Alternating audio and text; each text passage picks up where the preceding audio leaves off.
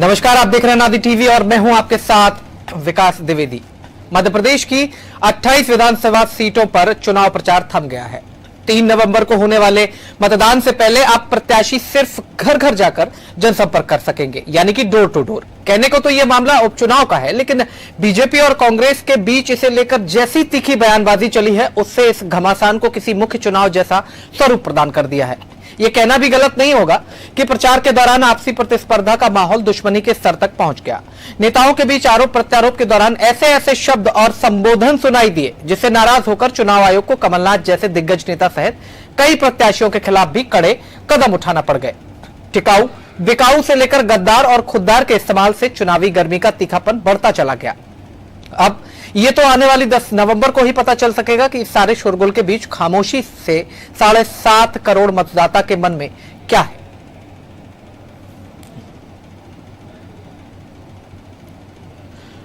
तो ये तस्वीरें हम आपको दिखा रहे हैं कि किस तरह से जोर शोर से प्रत्याशी मैदान में उतरे, कई दिग्गज मैदान में उतरे, महारथियों का जमावड़ा इस पूरे चुनाव में देखने को मिला। कोई कसर नहीं छोड़ी गई। जुबानी जंग के साथ ही तमाम तरह के आरोप प्रत्यारोप का दौर लगातार जारी रहा। एक प्रत्याशी ने दूसरे पर आरोप लगाए। कभी चुनाव प्रत्याशियों पर केंद्रित हुआ, कभी ये चुनाव जो है वो कर्मचारियों पर केंद्रित हुआ। उसके बाद चुनाव आयोग को भी निशाने पर लिया गया। तमाम तरह के सियासी पहलू इस उपचुनाव में देखने को मिले हैं। इतने पहलू जो शायद एक अपने आप में इतिहास बन जाएंगे और वो नजीर बनकर के आएगी, जो शायद आगे आने वाले दिनों में किसी भी चुनाव में देखने को ना मिले। फिलहाल हमसे ज्यादा बातचीत के लिए बीजेपी से विकास बौंद्रिया जी जुड़ गए हैं। उनसे जान लेते हैं पूरे दिनों का घटनाक्रम जो चला है, उस पर हम मंथन करने वाले हैं। विकास जी, बहुत स्वागत है अनादि टीवी में आपका। नमस्ते विकास जी, 28 सीटों पर उपचुनाव, शायद पहला मध्य प्रदेश के इतिहास में पहली बार ऐसा होने जा रहा है और इसमें जितने भी रंग रूप देखने को मिले वो अलग ही स्वरूप इस चुनाव को प्रदान करते हैं, जैसा कि शायद इसके पहले ना तो कभी देखा गया और ना दोबारा कभी देखा जाएगा। विकास जी, हमारे एक और मेहमान हमारे साथ धर्मेंद्र जी जुड़ चुके हैं कांग्रेस से। उनको भी हमने आमंत्रित किया था, तो उनको भी हम चर्चा में शामिल कर लेते हैं। फिर दोनों मेहमानों के साथ हम चुनावी चर्चा को आगे बढ़ाएंगे। धर्मेंद्र जी, स्वागत है आपका भी। धर्मेंद्र जी, धर्मेंद्र जी स्वागत है नादी टीवी में आपका। नमस्ते सर, नमस्ते। धर्मेंद्र जी, विकास जी हमारे साथ बीजेपी से जुड़े हुए हैं, आप कांग्रेस से हैं और हम चाहते हैं कि मंथन हो इतने दिनों के विषयों का। तो सबसे पहले जो भाषाई मर्यादा को ताक पर रखा गया और चुनाव वहां से यहां तक चला आया, ऐसा चुनाव ना तो अब कभी होने वाला है और ना कभी हुआ है। क्या कहेंगे? पहली प्रतिक्रिया विकास जी आपकी। देखिए, हमारी पार्टी का तो मकसद था जनता से संवाद करना जी, और साथ में अपने कार्यकर्ताओं को चुनावी तैयारियों के लिए एकजुट करना जी।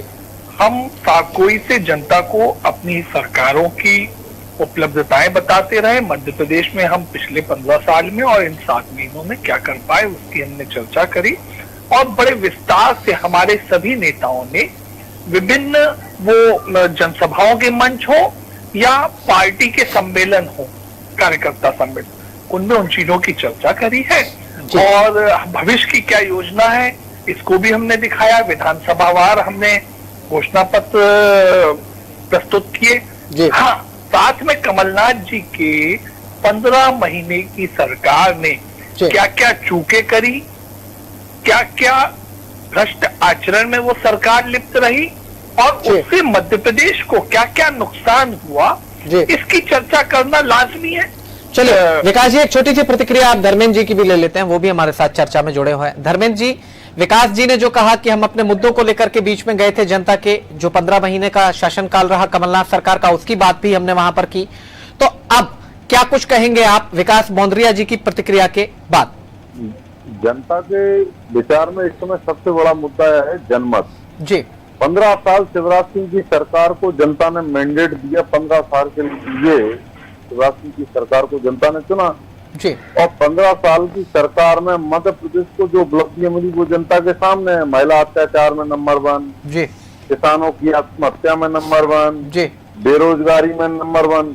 उसको देखकर जनता जब त्रस्त हो गई तो जनता ने कमलनाथ जी की सरकार को जनादेश दिया जी। उस जनादेश को अपमानित करने का काम भारतीय जनता पार्टी ने करा। इन बिकाऊ लालों को खरीदकर जी नोटों की सरकार बनाई, वोटों की सरकार गिराकर। सबसे बड़ा मुद्दा इस समय जनता के बीच में यही है कि हमारे वोट को इन बिकाऊ लालों ने बेचा है और जनमत की सरकार को हराकर नोटों की सरकार बनाई है। जी आने वाले 3 तारीख के इलेक्शन में जनता इस बार इन बिकाऊ चंदों को जी चुनाव हराने वाली है और जनता के जनमत से फिर से सरकार। चले वो तो 10 तारीख को 10 तारीख को स्पष्ट हो जाएगा। को अधिकार दिया है अपनी सरकार चुनने का। धर्मेंद्र जी, हाथ कंगन को आरसी क्या, पढ़े लिखे को फारसी क्या, ये नोटों की सरकार है। जी चलिए, आपने प्रतिक्रिया आपने दी है। मैंने कहा कि हाथ कंगन को आरसी क्या और पढ़े लिखे को फारसी क्या, यानी कि 10 नवंबर को तो नतीजे आने ही हैं, सामने आ जाएगा सब कुछ। विकास जी, अब डोर टू डोर कैंपेन शुरू होगा क्योंकि चुनाव प्रचार तो थम चुका है। अब वो दूरी तय नहीं कर पाएंगे नेता और उतने बड़े वर्ग के साथ संपर्क भी नहीं हो पाएगा। डोर टू डोर कैंपेन अब चलेगा, तो क्या तैयारियां हैं बीजेपी की आगे के दिनों में? स्टार प्रचारक थे जिन्होंने उपचुनाव वाले क्षेत्रों को शाम को छोड़ दिया है। जी, जो हमारे यहाँ प्रभारी थे, आसपास की कॉन्स्टिट्यूएंसीज के कार्यकर्ता थे, वो भी उस कॉन्स्टिट्यूएंसी से चुनाव आयोग के निर्देशों के अनुरूप बाहर निकल गए हैं। अब जो बात आती है, अब पोलिंग बूथ मैनेजमेंट की बात आती है। हम लोग पोलिंग बूथ के ऊपर जो हमारे पोलिंग एजेंट्स रहेंगे, कार्यकर्ता लगेंगे उनको मदद करने में, उसकी तैयारियां हम कर रहे हैं। मतदाताओं तक पहुंच, वोटर स्लिप उन्हें पहुंच गई हो, ये सुनिश्चित करने का प्रयास हम करेंगे। बिल्कुल ठीक बात है, यानी कि पूरी पुरजोर तैयारियां की जा रही हैं। एक सवाल मैं आप दोनों मेहमानों के बीच में रखूंगा और बारी बारी से दोनों लोगों की प्रतिक्रिया में चाहूंगा। गद्दारी का मुद्दा इस चुनाव में बढ़ चढ़कर पेश किया गया और तमाम तरह की बात कही गई। तो पहले धर्मेंद्र जी आपकी प्रतिक्रिया और उसके बाद विकास जी आपकी प्रतिक्रिया। गद्दारी से लेकर खुददारी तक के ये मुद्दे इस पूरे चुनाव में छाए रहे, तो धर्मेंद्र जी पहली आपकी प्रतिक्रिया क्या कहेंगे? सर, इसका मूल कारण है ग्वालियर चंबल संवाद से मैं बिलोंग करता हूँ और ग्वालियर चंबल संवाद की धरती खुददारी को पसंद करती है, गद्दारी को नहीं जी। और सबसे बड़ी बात ये है कि इन्होंने जनमत का अपमान किया है। जनता ने जनादेश कमलनाथ सरकार को दिया, 5 साल चलने देते। आपको जरूरत क्या पड़ गई इस कोरोना काल में सरकार को गिराकर सरकार बनाने की? धर्मेंद्र जी, बीजेपी की ओर से तो प्रतिक्रिया आई थी कि जो खुददार थे वो चले गए, जो खुददार थे वो गए हैं, और जबकि कांग्रेस गद्दार उनको कह रही है। बीजेपी का कहना था ये वो गद्दारी है, वो बिकाऊ लाल पैसे की लालच में अपनी मां समान पार्टी से गद्दारी कर गए। मैं आपके माध्यम से सवाल करता हूँ जनता से, भाजपा के नेताओं से भी, और जनता इसका हिसाब इनको करेगी। 3 तारीख विकास जी कुछ पूछना चाह रहे हैं धर्मेंद्र जी आपसे? नहीं धर्मेंद्र जी, मैं भाजपा के नेता मेरे भाई, उनसे एक छोटा सा क्वेश्चन है, मैं उनसे पूछना चाहूंगा। पूछ लीजिए, आप भी पूछ लीजिए, जवाब देंगे। आपकी पहचान सबसे पहले माँ से और फिर बाप से। मेरी भी पहचान मेरी माँ से और मेरे बाप से, क्योंकि जन्म मुझे उनने दिया है। मेरी राजनीतिक पहचान कांग्रेस पार्टी से। अगर मैं उस मां समान पार्टी से गद्दारी करूं तो मुझे जनता खुददार कहेगी या गद्दार, आप बताइए। अब मेरी बात सुन लीजिएगा, ध्यान से सुनिएगा। मैं बहुत शोर नहीं करूंगा, केवल तार्किक बात करूंगा। जो बात और जिस बात को लेके आप लांछन लगाने का प्रयास कर रहे हैं, कृपया करके धर्मेंद्र जी देखिएगा कि कांग्रेस में कितनी बार टूटन हुई है, कितनी बार लोग छोड़ के गए हैं। मैं नाम लेना चालू करूंगा तो आपसे ही आएगा। माधवराव सिंधिया जी तो भारतीय जनता पार्टी जनसंघ में थे, कैसे आपके कांग्रेस में चले गए? फिर कांग्रेस भी उन्होंने छोड़ी थी। देखिए, कांग्रेस जब उसूलन सही काम करती नहीं रही तो लोगों ने छोड़ी। अर्जुन सिंह जी, अजय सिंह जी भले ही आज आपके लिए चुनाव प्रचार कर रहे हो, अर्जुन सिंह जी ने तो पार्टी अलग बनाई थी। उनकी सुपुत्री वीणा सिंह जी, सुनिए ना मेरी बात। अरे मैं आपको कह रहा हूं, मत आप खुददारी गद्दारी देखिए, मैं बात करना चालू करूंगा दिग्विजय सिंह जी के छोटे भाई लक्ष्मण सिंह जी से। उन्होंने भी भारतीय जनता पार्टी से सांसद निर्वाचित हुए थे।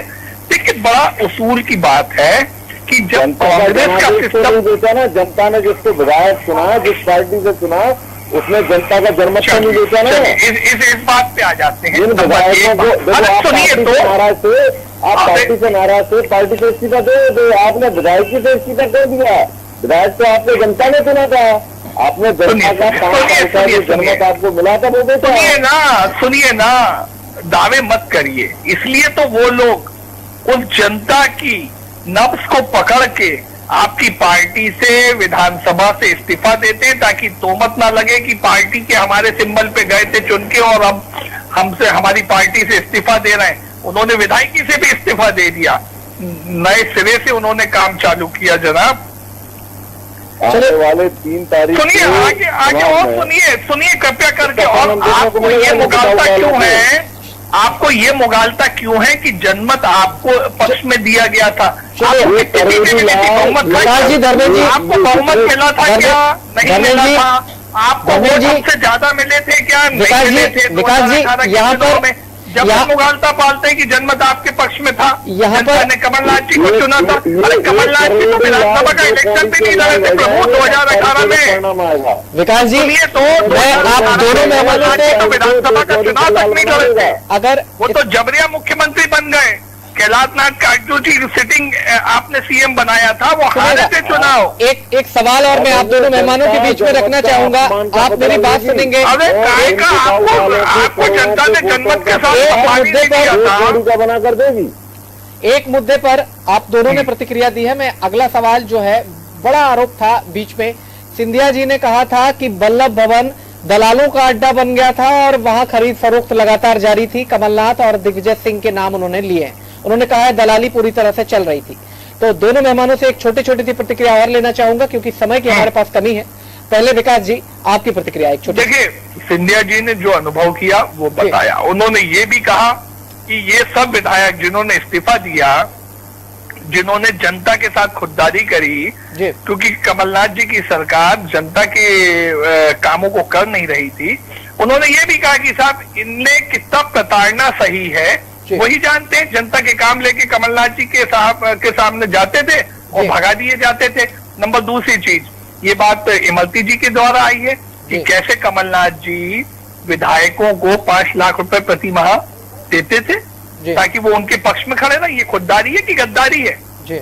ये धर्मेंद्र जी पूछिएगा कि विधायक को 5 लाख रुपए मुख्यमंत्री के माध्यम से मिलना ये खुददारी है कि गद्दारी है? धर्मेंद्र जी, अब आपकी प्रतिक्रिया। विकास जी ने तो जो कहना था वो कह चुके, आपकी प्रतिक्रिया।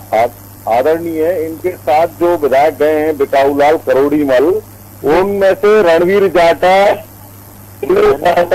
मैं आपको, मेरे साथी प्रवक्ता बहुत होशियार है, उनके अखबारों की कटिंग उनके पास भी होगी। उन्होंने कहा था कि सिंधिया के जो मंत्री है तुलसीराम सिलावट जो बिना पैसे किए कोई काम नहीं करते, तो वल्लभ भवन में दलाली का अड्डा तो इन सिंधिया के विधायक मंत्री ने बना रखा था।